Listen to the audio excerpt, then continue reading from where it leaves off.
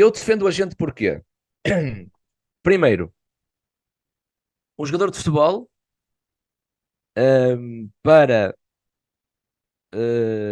não ter preocupações sobre a sua carreira, tem que ter uma pessoa que faça essa gestão. E fazendo essa gestão, o agente procura para o jogador o melhor. Porquê? Porque o jogador é seu cliente, certo? Portanto, ele tem que. Tu não tens. Por exemplo, tu precisas de um advogado.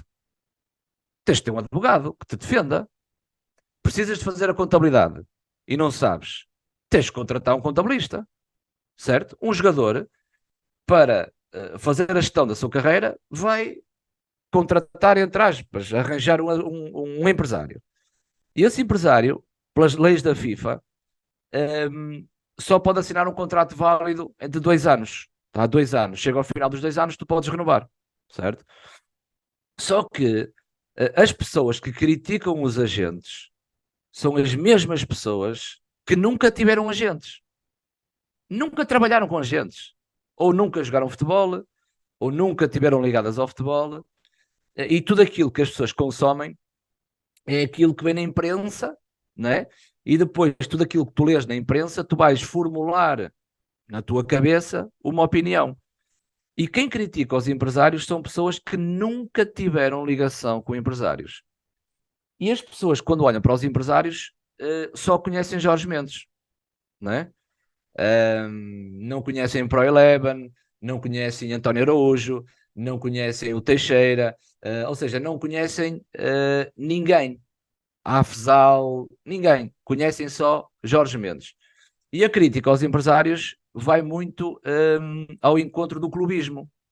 Porque se. Qual é o teu clube já agora? Tens clube? Eu sou do Sporting. És do Sporting. Pronto.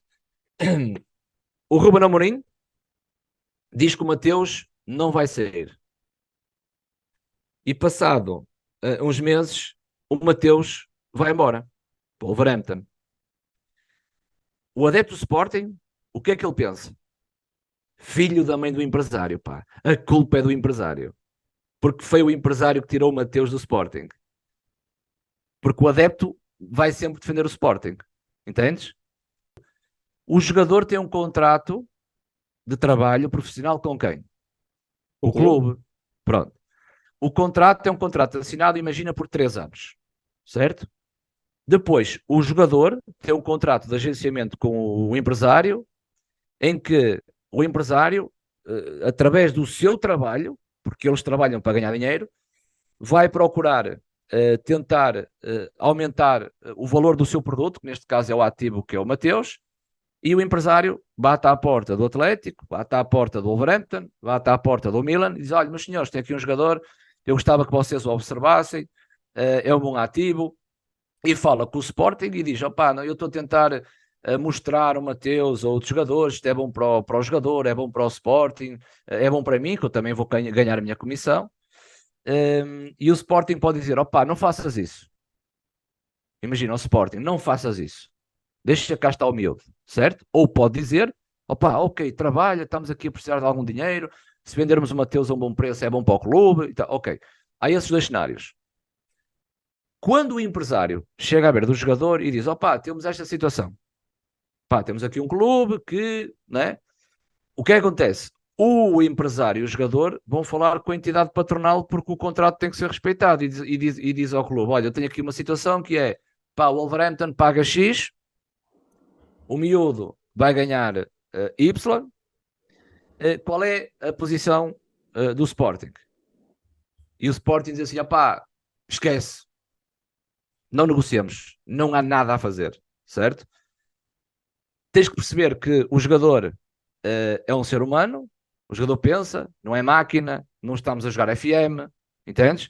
E terá que haver uma conversa entre o jogador e o clube, na expectativa, se ele quiser sair, tentar fazer com que ele fique ou entrar numa negociação para que ele possa sair.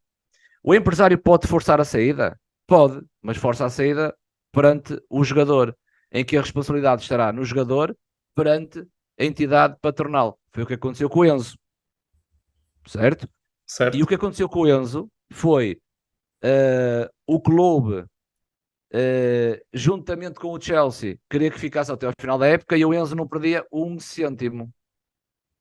Portanto, o Enzo podia ficar no Benfica e o Enzo não perdia um cêntimo. Porquê? Porque houve um acordo entre o Benfica e o Chelsea e na próxima temporada o Enzo saía.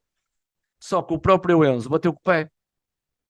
Entendes? E ainda bem que o Rui Costa, ou o presidente do Sporting, o Varandas, ou talvez o Pinto da Costa, ou o Salvador, é bom que eles venham explicar o porquê que isto acontece. E muitas vezes o jogador chega à casa com a mãe, ou com a mulher, ou com a namorada, que fala que aquele clube oferece-lhe 5 vezes mais ou 6 vezes mais, é o fim do mundo.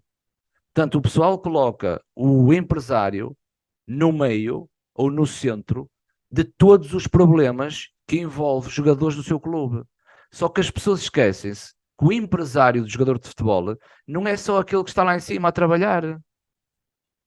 Não há só Jorge Mendes. Há empresários em Portugal que matam a fome a jogadores, que chegam à casa dos jogadores e enchem a despensa para a família do jogador. Há empresários que pagam sapatilhas a jogadores, roupas a jogadores.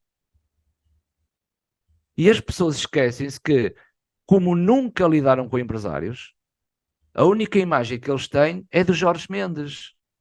E depois dizem que a seleção portuguesa é a seleção do Jorge Mendes. Não faz sentido. O Inácio foi chamado agora, não é de Jorge Mendes. O Diogo Leite foi chamado agora, não é de Jorge Mendes. O Ronaldo deixou de ser Jorge Mendes e foi chamado outra vez. E até temos o exemplo do William, que é um dos fetiches, vamos chamar assim, é bom jogador, é, mas eu acho que é um dos fetiches do nosso selecionador e não é de Jorge Mendes. Ex-selecionador. Sim, é ex-selecionador.